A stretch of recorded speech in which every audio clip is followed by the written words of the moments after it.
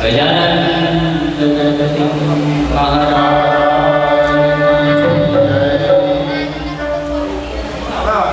આનંદના ગરબાની જેને પણ ચોપડીઓ જોઈએ તે અમારા માતાજીના સ્થાનક પાસે પડેલી છે, તો ત્યાંથી લઈ લેવી અને પ્રોગ્રામ પૂરો થાય પછી ત્યાં મૂકી દેવી. જે પોતાની ગોખની માને ના સાચવે ને એ ઘરની માને શું સાચવવાના. એટલે આ આનંદનો ગરબો કોઈએ નવચંડીનો પાઠ માન્યો હોય ને અને રૂપિયેથી પહોંચી ના વળતું હોય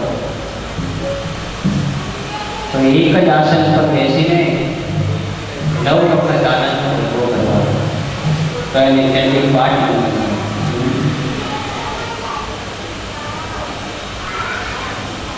3 વાર કરો તો ચંડી પાઠનું ફળ મળે અને 9 વાર કરો ને તો આપણા ઘરેથી હવન કરાય, મહાહવન એનું ફળ મળે.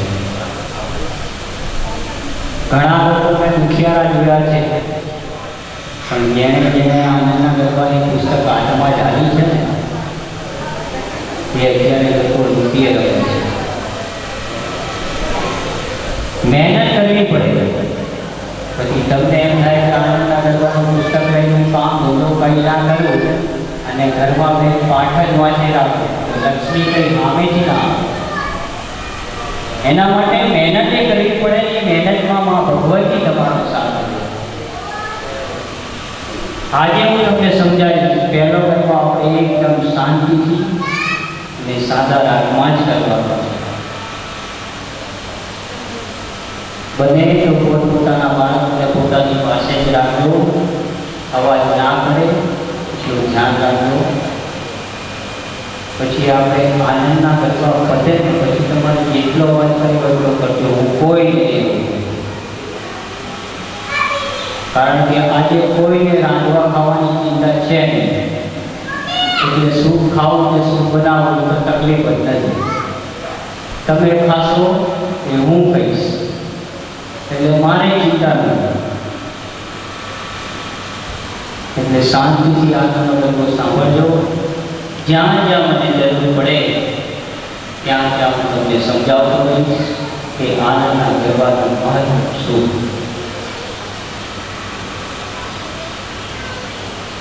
આજ હું તમારી સમક્ષ ક્યાં બેઠો છું? જીતેન્દ્રભાઈ પાસે કેટલાય લોકો આવી ગયા અને મહારાજને મહાધુરંધરો છે. ગુજરાતની અંદર જો આનંદ ગરબાની અંદર આપણે નામ લેવા જઈએ ને સારા સારા જે આનંદના ગરબા કરતા હોય તો આપણા અમદાવાદની અંદર 3 જણા છે જે સારા આનંદના ગરબા કરે છે.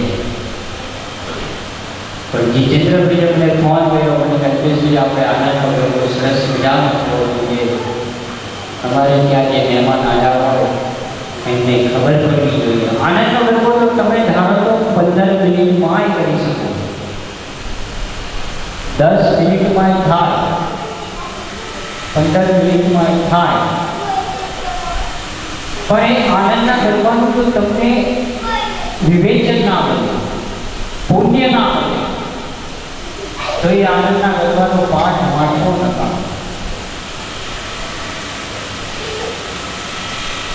જીતેન્દ્રભાઈ મને ફોન કરી દીધું કે અલ્પેશજી મારે તો તમારો જ પ્રોગ્રામ રાખવો છે. હું તો એમ કહું છું કે મારી બાવા નહીં, મારી માની બાવા કરવા. એટલે આનંદના ગરબાનો આપણે પાઠ શરૂ કરશું. બને તેટલી શાંતિ રાખજો, બહુ જ મજા આવશે. શરૂઆતની પહેલી કડી આજ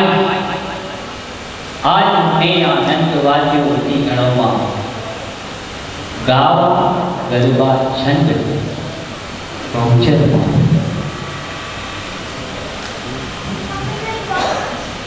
ભટ્ટ જ્યારે શરૂઆત કરીને આનંદના ગરબાની માં ભગવતીના આશીર્વાદ તમને એમને ના મળે એના માટે કંઈ ભોગ આપવો.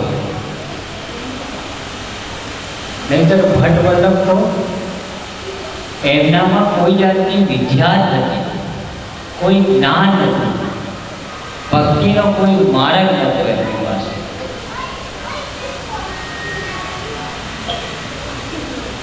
પણ મા ભગવતી એમના ઉપર પ્રસન્ન થયા. પ્રસન્ન કેવા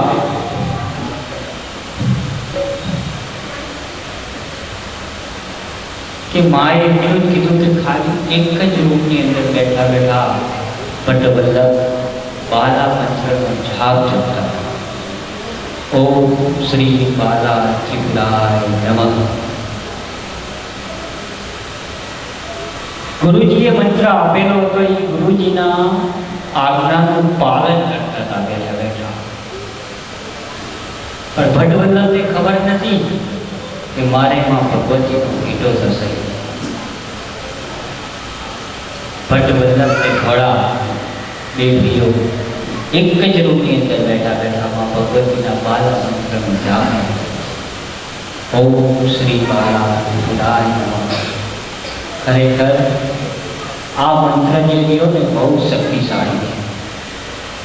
ઓમ શ્રી બાલા ત્રિપુરાય નમઃ. બહુ સરસ મજાનો મંત્ર છે. અને માં ભગવતી પ્રસન્ન થયા આ મંત્રથી ભટ્ટ વલ્લભ ઉપર. અને ભટ્ટ વલ્લભને કીધું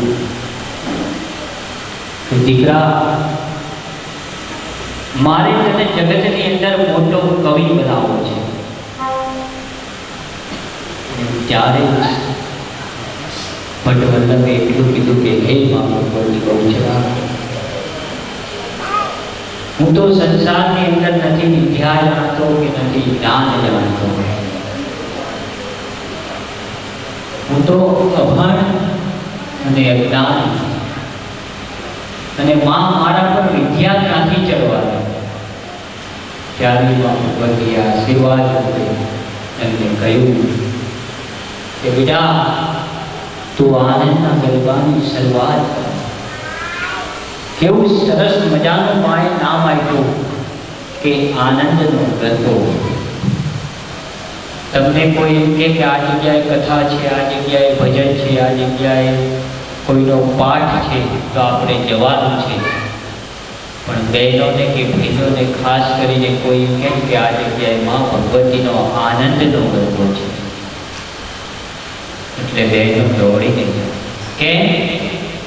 આનંદનો ગરબો સરસ મજાનો. કેટલો આનંદ થાય. તમે કોઈ ટેન્શનમાં બેઠા હોય ને આનંદના ગરબાનું પુસ્તક લઈ ગયો અને વાંચો ને તો તમારું 90% ટેન્શન જતું રહે. એટલો સરસ મજાનો આનંદ. એટલે ભટ્ટ વલ્લભને માએ આશીર્વાદ આપ્યા કે દીકરા, તારે આનંદની રચના કરવાની છે. આનંદના ગરબાની રચના કરવાની છે. એટલે ઉપર નામ આપ્યું કે આનંદનો ગરબો.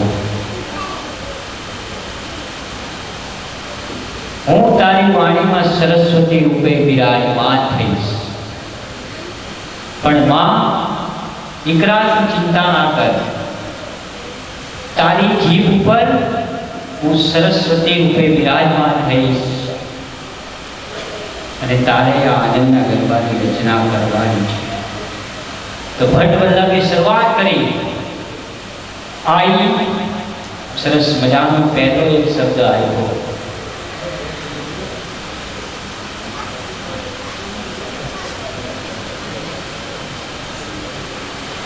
ભટ્ટ વલ્લભને સરસ મજાનો એક શબ્દ આવ્યો. આઈ. આઈ એટલે માં. મરાઠીમાં લોકો આઈ કે માને આઈ કે. આઈ એટલે માં. આઈ આજ મને આનંદ વાદ્યો અતિ ઘણોમાં. ગાવા ગરબા છંદ બહુચર વાંચણ. કે માં ભગવતી, તારો જે આનંદનો ગરબો હું ગઈશ ને ઉત્સાહથી ને હરખથી ગઈશ. आई आज उठे आनंद वात्यो होती गणों गावा गरबा छंद बहुचर मान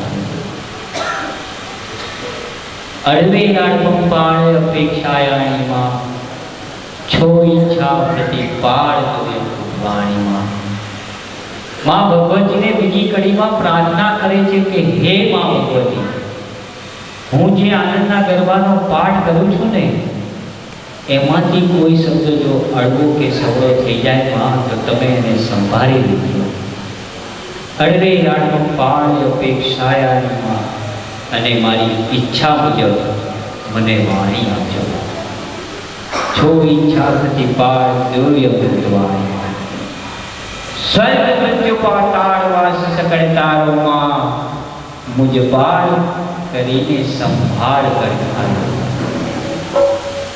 स्वर्ग लोक मृत्यु लोक ने पाताल लोक ની અંદર मनुष्य जीव प्राणी जीव पक्षी जीव जराचर जीव जे भी जीवो छे एनी अंदर मां भगवतीनो ज वास रहेलो छे स्वर्ग मृत्यु पाताल वास सकड़तारो मां अने मां भगवती रूपो तारो वाड़ मुझ बाल करी संभाळ कर झालो मारो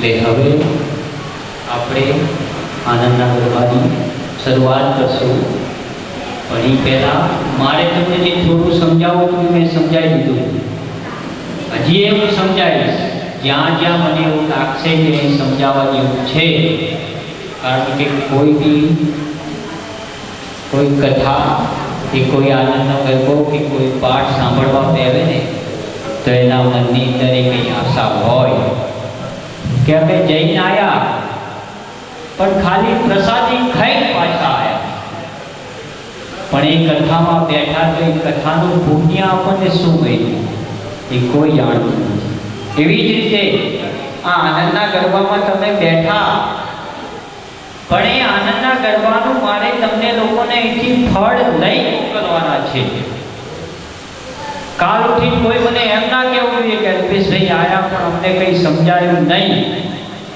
અને અમે ગયા હતા ને ગરબા ગઈ પાછા આવ્યા એવું ના થવું ગરબા તો હું રમાડું છું સરસ મજાના પણ આપણે પહેલો ગરબો શાંતિથી કરશું ને પછી બધાને હું ગરબા રમાડીશ એટલે થોડા માતાજીના શ્લોક પછી આપણે આનંદનો ગરબો ચાલુ કરશું